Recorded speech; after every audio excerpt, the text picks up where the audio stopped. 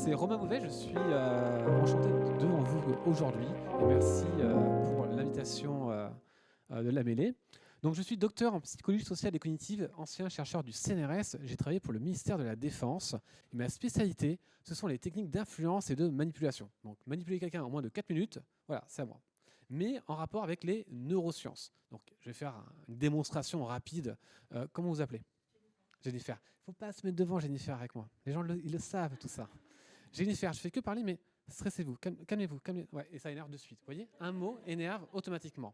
Alors Jennifer, je vous ai vite observé et j'ai vu que vous étiez quelqu'un de brillante et intelligente. Ça vous fait plaisir, ça donne de la dopamine et c'est gratuit. Vous voyez, un mot active des émotions positives et va influencer son comportement. Même quand on connaît les stratégies d'influence, ça marche quand même. Jennifer, j'étais observé en quelques secondes et en tant que justement praticien de la psychologie, docteur en neurosciences, j'arrive à capter les gens. Et je sais que vous êtes, depuis très longtemps, vous êtes senti différente des autres. Et vous vous demandez pourquoi, parce que vos pensées sont différentes. Vous ne savez pas à vous décrire, à vous comprendre. Et ça vous fait plaisir. Sauf que je ne pense pas du tout, je ne vous connais pas. Vous voyez comment un mot ou deux peut emmener tout simplement à obtenir des comportements ou des émotions. Alors, quel est le lien avec la cybersécurité ?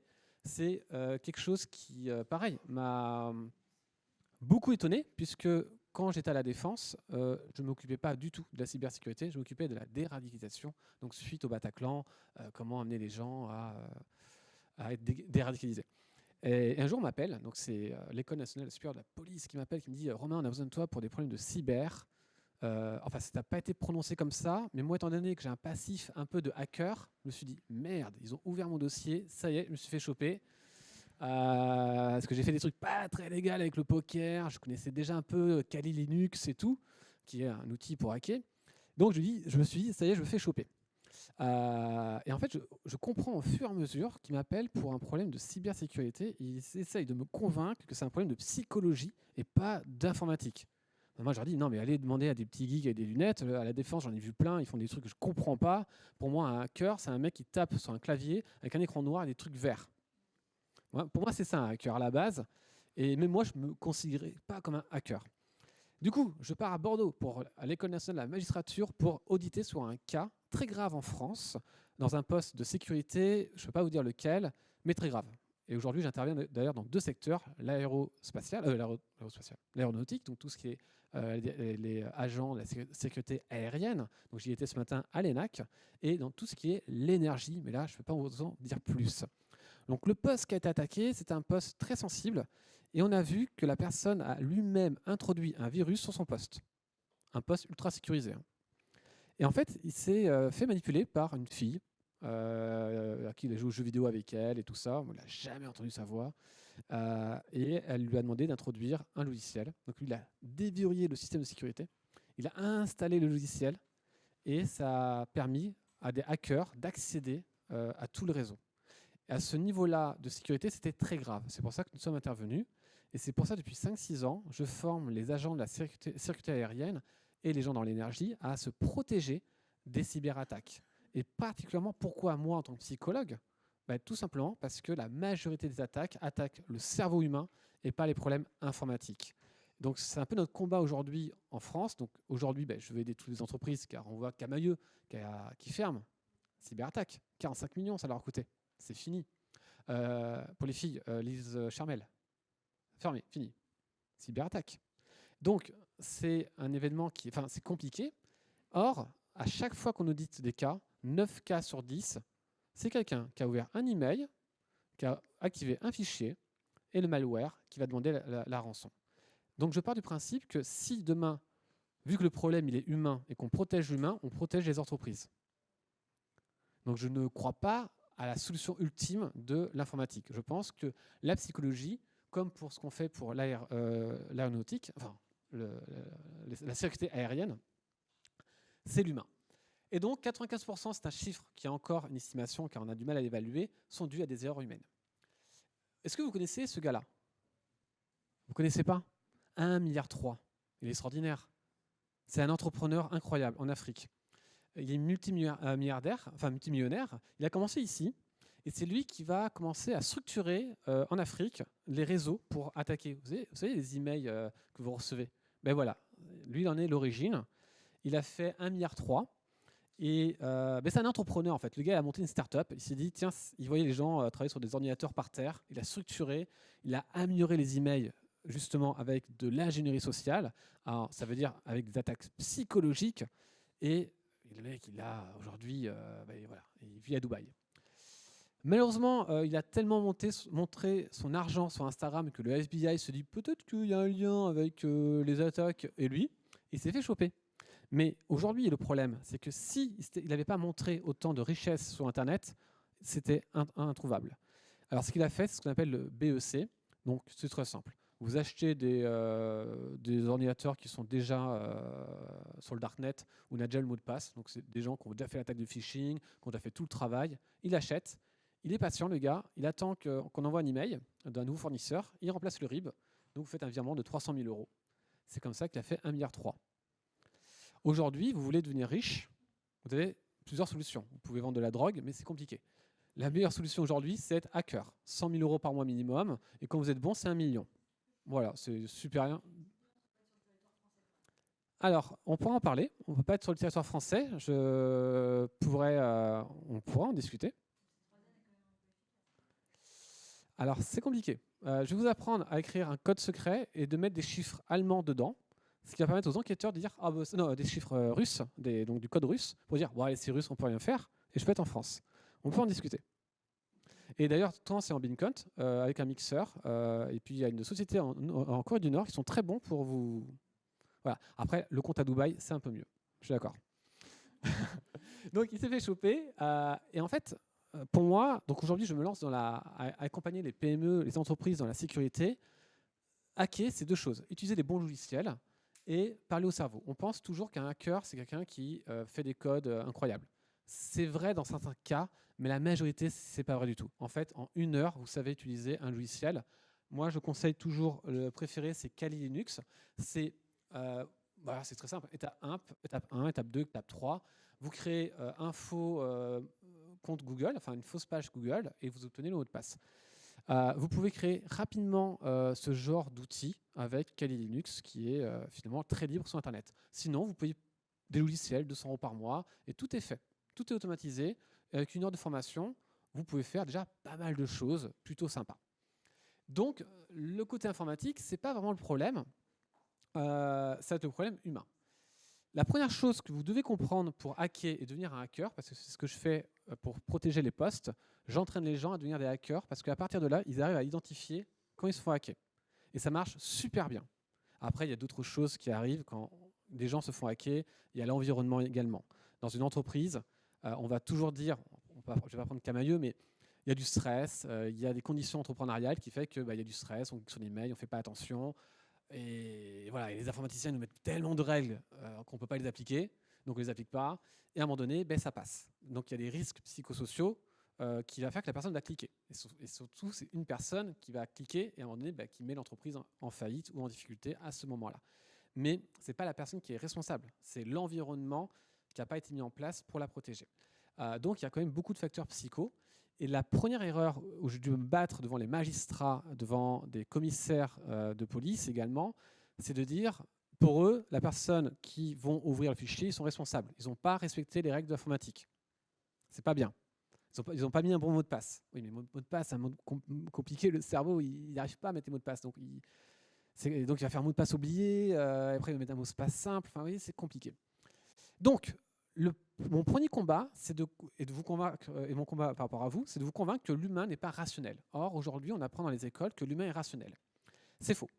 Tous les prix Nobel dernièrement ont montré que l'humain était totalement irrationnel. C'est le prix Nobel d'Anne Kahneman, Richard Thaler. En fait, on est totalement pété. Et ça, c'est important de le comprendre. Et quand on comprend ça, on comprend beaucoup de choses. Par exemple, j'ai des amis qui mangent bio pour des raisons de santé. C'est important, je veux éviter un cancer. Puis derrière, ils fument. C'est stupide, voyez. Je vais vous poser une autre question. Qui aime bien les rires préenregistrés dans les séries télé? Qui aime bien ça? Qui est sadomaso? Oh, j'adore quand ça rigole.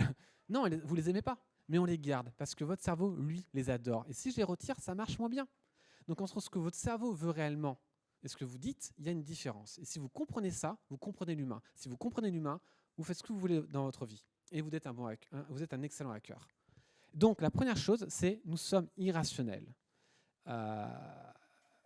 Donc on n'est pas un Superman de la décision, on est plutôt, comme dit Richard Thaler, prix Nobel, nous compare, donc c'est le big boss de la psychologie aujourd'hui, du prix Nobel 2017, et dans son livre, il nous compare à Homer Simpson. Donc si vous encadrez bien que nous sommes des Homer Simpson de la sécurité et qu'on peut facilement influencer nos décisions, on comprend beaucoup plus de choses sur les failles humaines. Car en fait, les hackers vont exploiter les failles humaines. Donc, je vais prendre l'exemple de Roca. Roca, je veux aider les enfants qui meurent de faim en Afrique. Je vais proposer deux versions, la version rationnelle et la version irrationnelle, adaptée au cerveau. Donc généralement, les gens vont mettre 3 millions d'enfants en Malawi, 3 millions de Zambiens, 11 millions de personnes en Éthiopie. Voilà, ça c'est la version pour convaincre. Mais moi, je veux vraiment convaincre. Elle s'appelle Rokia, elle est malienne et âgée de 7 ans. À votre avis, on va donner plus de dons pour sauver des millions de personnes ou une personne? Allez-y. Une personne. Mais c'est irrationnel. Et pourtant, rappelez-vous, des millions d'enfants qui meurent en Syrie.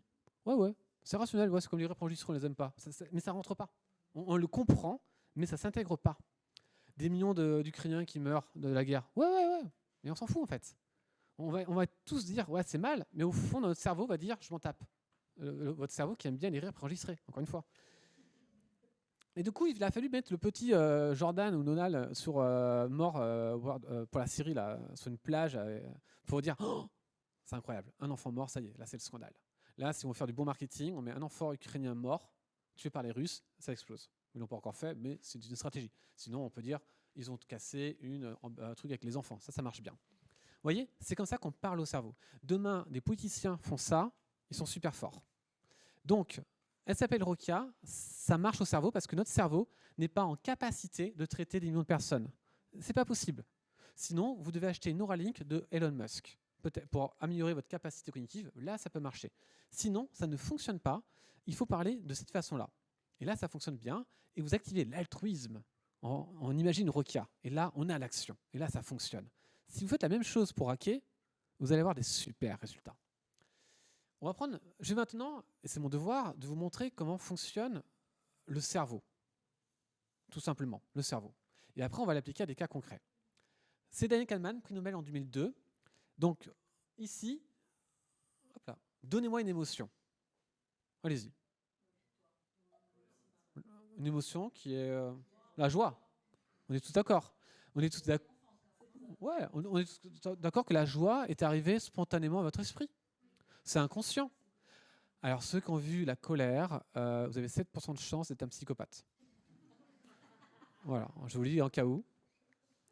Mais sinon, c'est venu automatiquement. On peut dire ensemble ici que c'est venu inconsciemment. L'inconscient en neurosciences, c'est celui-ci. C'est ce qui vient vraiment spontanément à notre esprit. Exemple, 2 plus 2 égale 4. 4, vous ne l'avez pas calculé, c'est venu spontanément à votre esprit. C'est ça l'inconscient. Ce qui arrive spontanément à notre esprit. Alors que 17 fois 24. Vous voyez, ici, il n'y a pas d'image qui arrive automatiquement, il n'y a pas de réponse. C'est ce qu'on appelle la conscience. Là, vous êtes en train de réfléchir. Donc, on a tous vécu l'expérience et nous sommes d'accord que l'inconscient, ce n'est pas l'inconscient de Freud que certains peuvent apprendre, c'est ce qui arrive automatiquement, c'est ce qu'on appelle le système 1. Et ce qui n'arrive pas automatiquement, ça s'appelle le système 2. Donc pour hacker, il faut que votre message soit en système 1. Et pour protéger, il faut amener les gens à penser en système 2. Parfait. Allez, on va prendre quelqu'un que j'adore. Si je vous dis Trump, immigration, donnez-moi un mot. Mur. C'est venu automatiquement, comme le 4, de façon automatique. C'était inconscient. Trump, on peut lui reprocher beaucoup de choses. Mais ce gars-là, il est fort en marketing. Et c'est le premier qui a payé des gens, malheureusement, de mon domaine pour sa campagne. Et d'ailleurs, ce sont les mêmes qui ont payé, le même groupe qui a fait le Brexit. Et vous voyez que le Brexit s'est passé tranquille. Clinton, si je vous dis Clinton immigration, est-ce qu'il y a des mots qui arrivent à votre esprit? Rien. Donc, elle a parlé au système 2. C'est une mauvaise communication. demain, des politiques ou des hackers, peu importe, parlent en système 1 comme Trump, alors vous avez beaucoup plus de chances de réussir votre communication. Il faut qu'il y ait une image mentale concrète qui arrive à votre esprit, et là, c'est une bonne communication. Donc, Trump parle au système 1 à l'inconscient, conseillé par des gens experts du domaine. Clinton, pas du tout. Revenons au hacking. Quand ça va marcher. Voilà. On revient ici. Système 1, ça parle au système 1. Mon message, le cerveau peut le traiter. Biais émotionnel, l'altruiste, qui marche super bien. Et c'est comme ça que les hackers vont fonctionner. Ça, c'est ce qu'on appelle, on va dire, une intrusion opportuniste. C'est-à-dire que les hackers vont envoyer plein d'emails ou plein d'SMS, et les gens qui ne vont pas activer cette confiance vont cliquer, et ça rapporte beaucoup d'argent. Le numéro 1 en 2021, c'est tout ce qui est pédopornographie. Les gens disent « Oui, je t'ai vu sur des sites pédopornographiques, je vais mettre ça sur ton compte Facebook. » Les gens, ils flippent, ils payent. Ça veut dire aussi que derrière, c'est pas normal. Donc oui. Mais pourtant, c'est les attaques numéro 1 avant le CPF. Hein. On a tous reçu ça, je crois. Vous allez perdre vos... Alors, comment ça fonctionne? Mais là, encore une fois, ils vont utiliser des biais cognitifs du cerveau. Il y en a 39 à utiliser. Urgent. Alors, avant urgent. Une chose qui est importante pour le cerveau, donc ça, c'est un biais parmi 39 biais, c'est que notre cerveau est programmé pour détester perdre quelque chose. C'est énorme souffrance perdre quelque chose. Donc, imaginons que je vous donne une tasse gratuite. Une tasse, c'est marqué la mêlée numérique. Je vous le donne, vous êtes content, c'est gratuit. Mais si je vous la reprends, mais le fait de reprendre va vous apporter plus de souffrance que le fait de l'avoir donné. Et la relation amoureuse, ça c'est l'exemple qui marchait pour tout le monde. Les émotions, quand vous êtes en début de relation, vous avez des émotions positives qui sont fortes, mais quand vous perdez la personne, les émotions sont beaucoup plus fortes. Parce que notre cerveau, perdre quelqu'un, c'est terrible. Gagner, ça fait du bien. Perdre, c'est 2 fois plus de souffrance, un objet ou autre. Donc on n'aime pas perdre des choses. Donc pour vendre un logiciel, je peux dire, en utilisant ce logiciel, vous allez gagner 30 minutes par jour. En utilisant ce logiciel, vous éviterez de perdre 30 minutes par jour. Quelle est la meilleure version? Allez. La deuxième version, bravo, c'est bon. Donc vous voyez, rapidement, vous commencez à comprendre comment fonctionne le cerveau en même pas l'espace de 19 minutes. Analysons, le mot urgent active une pression, donc on active du stress. Le stress est toujours important. N'oubliez pas que pour avoir une action, vous devez activer des émotions. Ensuite, on active le biais de l'aversion à la perte. On met le mot perdre, et les gens disent « Ouh, putain, je vais perdre quelque chose. Je ne sais pas ce que c'est, mais je vais le perdre. » Et donc du coup, certaines personnes vont cliquer et vont se faire avoir. Si je mets le mot gagner ou autre, l'effet marche largement moins bien. Bon, ça, c'est les attaques d'opportunistes. Ce n'est pas les plus, celles qui me font le plus peur. Moi, celles qui me font peur, c'est quand c'est ciblé une entreprise. Moi, je fais une promesse, c'est que vous me donnez une entreprise, je vais la hacker dans les 3 mois. Comment je vais faire? Je vais faire une recherche d'informations, ce qu'on appelle l'OSIT, et je vais forcément trouver des informations précises, et je vais me faire passer pour quelqu'un, et envoyer un email tellement bien fait que souvent la personne va cliquer. Et même si ça ne marche pas, dans 3-4 mois, ça va marcher. Et donc, en fait, je ne sais pas aujourd'hui qu'est-ce qui pourrait me bloquer de hacker une entreprise avec un super firewall, avec un super antivirus, avec tout le système informatique, ce qui est le cas déjà de pas mal d'entreprises. Je ne sais pas, avec toute l'expérience que j'ai acquise, qu'est-ce qui peut me bloquer. Voici un test que j'ai mené. Donc ça, c'est un test officiel. Dans la légalité, c'est pour tester les entreprises. Donc, moi, je vais hacker une entreprise et quand j'attaque une entreprise, j'attaque toujours le pôle RH. Parce que les RH, ils ont tout le temps, ils ouvrent des emails avec les CV. Soit le pôle facturation, où je mets facture impayée. Donc la facturation, ils ouvrent, c'est pas bien. Soit RH pour envoyer des CV. Et ça, c'est ce que voilà, j'ai envoyé ça. Donc, bonjour, je voudrais un stage, tout de suite, bien payé si possible et pas trop chiant. Avec d'ingénierie système. L'ingénierie système, si vous ne savez pas ce que c'est quand on utilise des systèmes avec les clients et tout ça, machin. Bon, normalement, il sait ce que c'est. Si je vois mon CV qui vous montrera comment j'ai envie d'aller chez vous cet été et comment mon profil correspond à vos attentes. Mon nom est Arnaud et je vous aime. Prenez-moi, je vous en supplie, vous êtes probablement le monsieur le plus beau que j'ai pu rencontrer. Je rêve de vous voir tous les jours. Vous êtes intelligent. Bonne journée. Ici, j'active de la justice. Alors, sur un mail comme ça, ça me touche. Et puis après, il change son point de vue, ascenseur émotionnel, positif, négatif. Ah, finalement, il est sympa. Mais on a tous envie de cliquer sur son CV. On a la curiosité.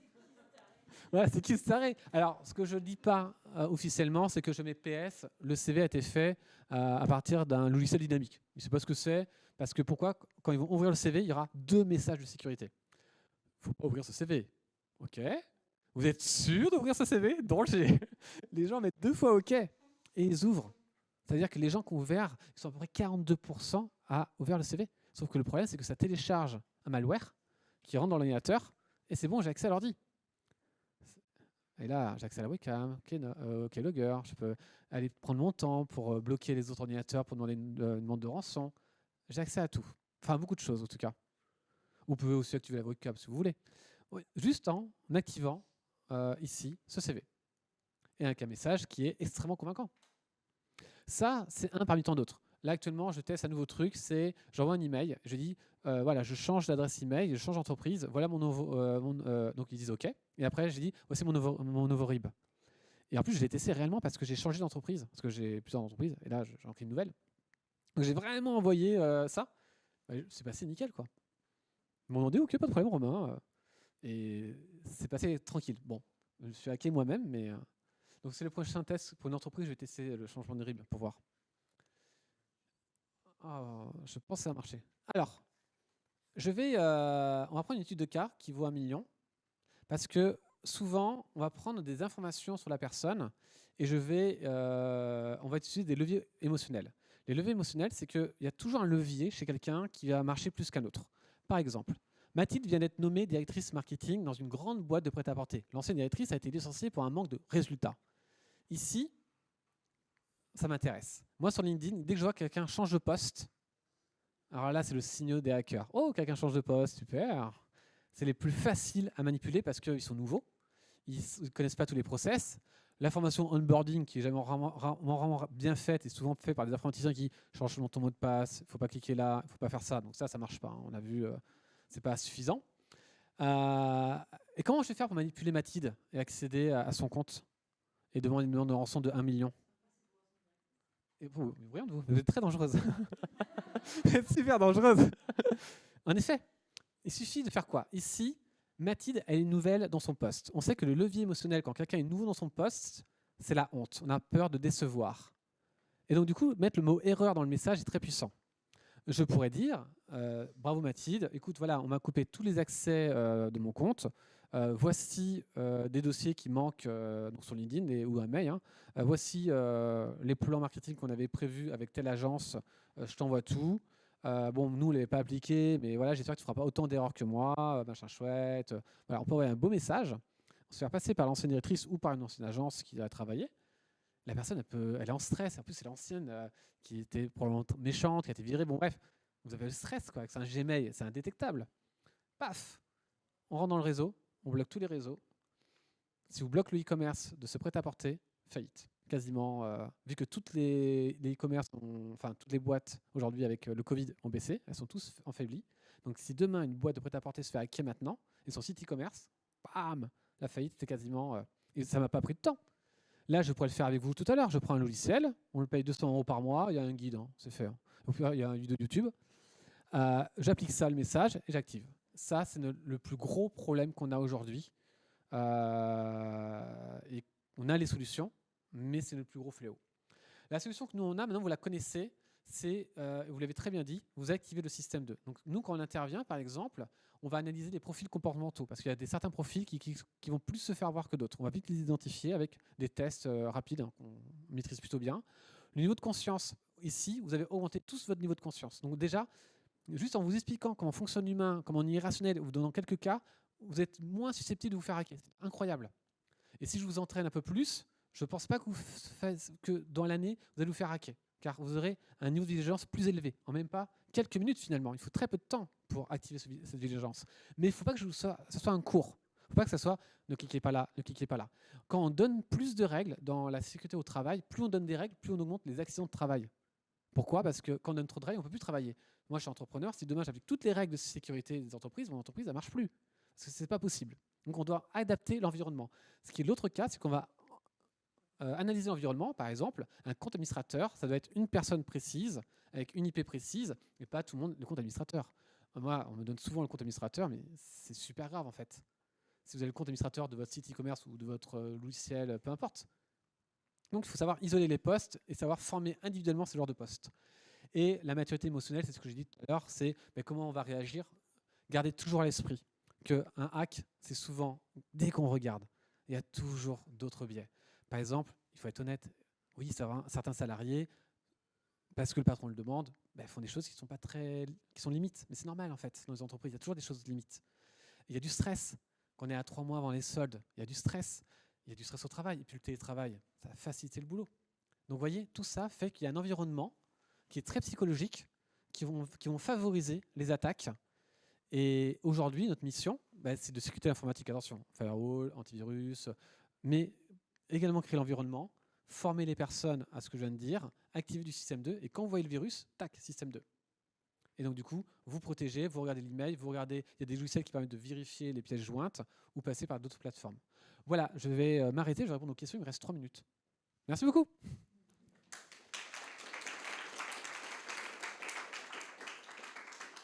Deux minutes pour des questions. Allez-y, n'hésitez pas. C'est bon? La première question est toujours très dure. N'hésitez pas à n'importe quoi. C'est bon? Il reste 1 minute 40. Il y a de pression. C'est bon pour tout le monde? Oui? Oui.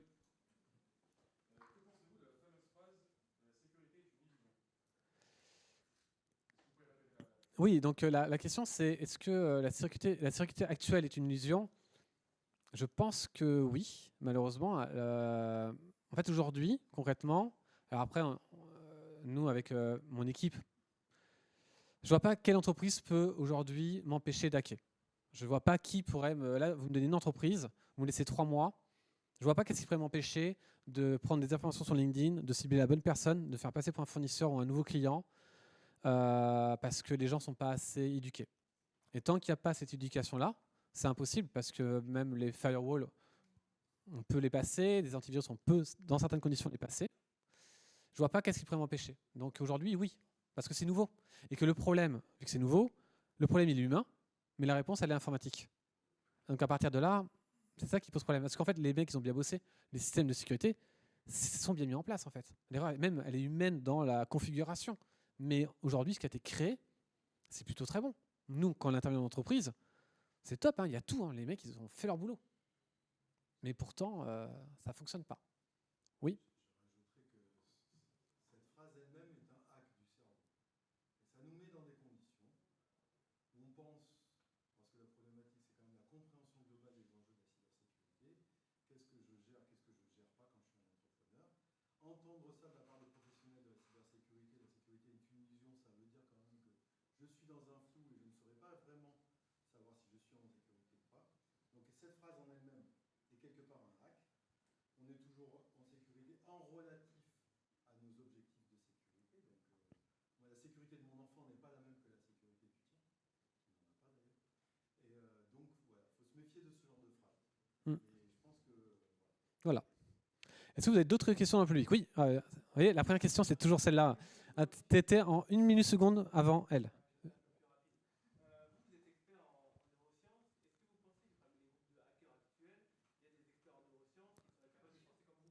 Alors, en fait, si vous savez, aujourd'hui, il y a vraiment les vrais hackers, pour moi, qui sont dans la guerre économique. La guerre économique, c'est encore autre chose.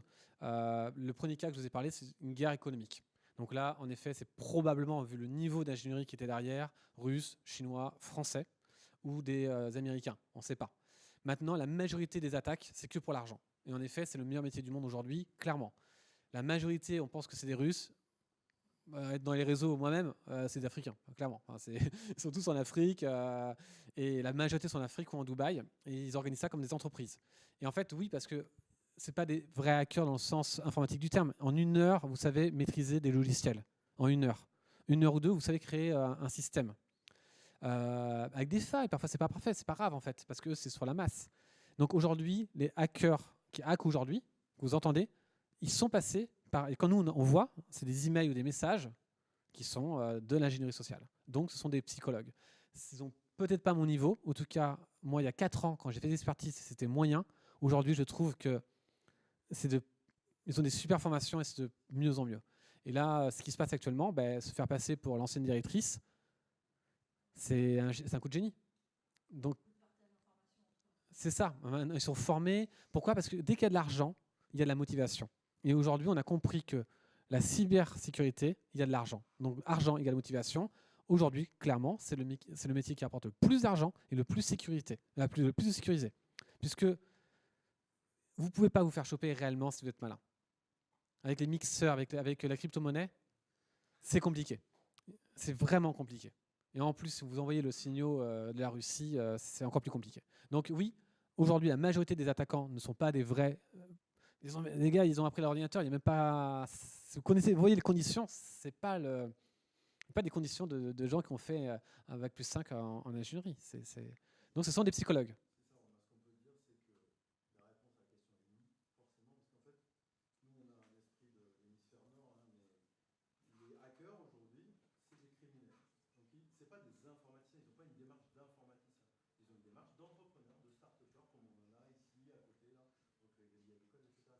Donc ils cherchent, c'est simple, hein, c'est des feignants, ils cherchent le moyen le moins coûteux en temps, en effort et en compétences pour atteindre leur cible. C'est comme ça que ça fonctionne. Donc je vois que maintenant l'ingénierie sociale est plus efficace que péter 4 protocoles qui vont prendre des mois. Donc je prends un psychologue. J'ai plus que 2 minutes, je vais répondre à la question.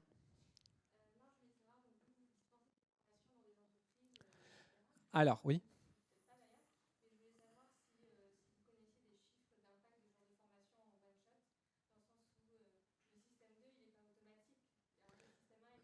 C'est vrai.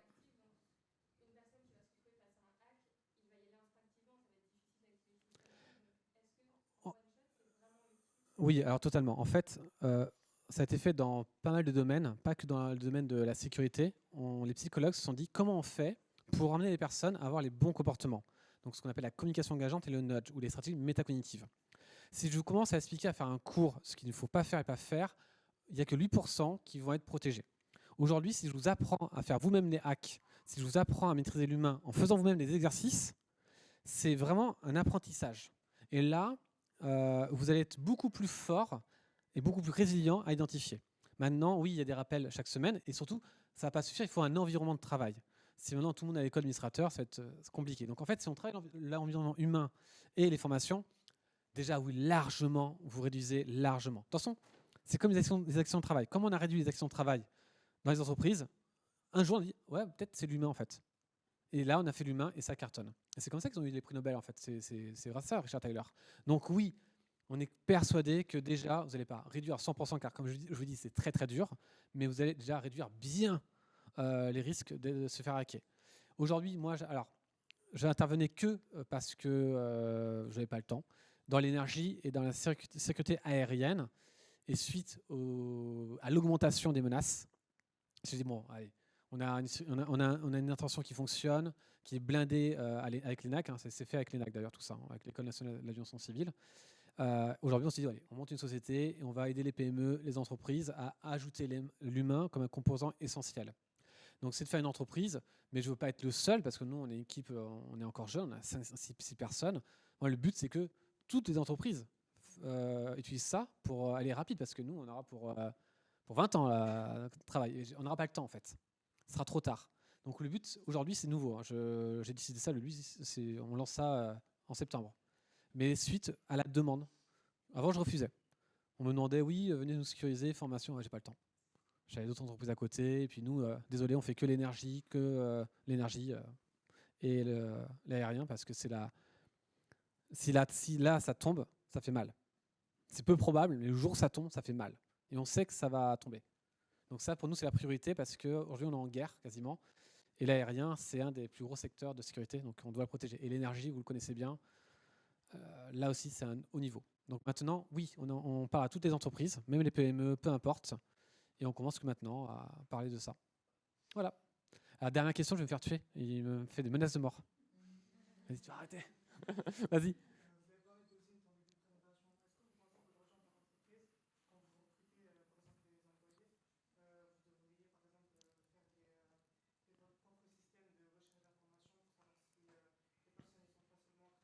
Non, ce serait trop compliqué. Par contre, la personne doit faire attention quand elle dit sur son LinkedIn qu'est-ce qu'elle dit, qu'est-ce qu'elle met sur son post sensible. Car nous, on va les chercher.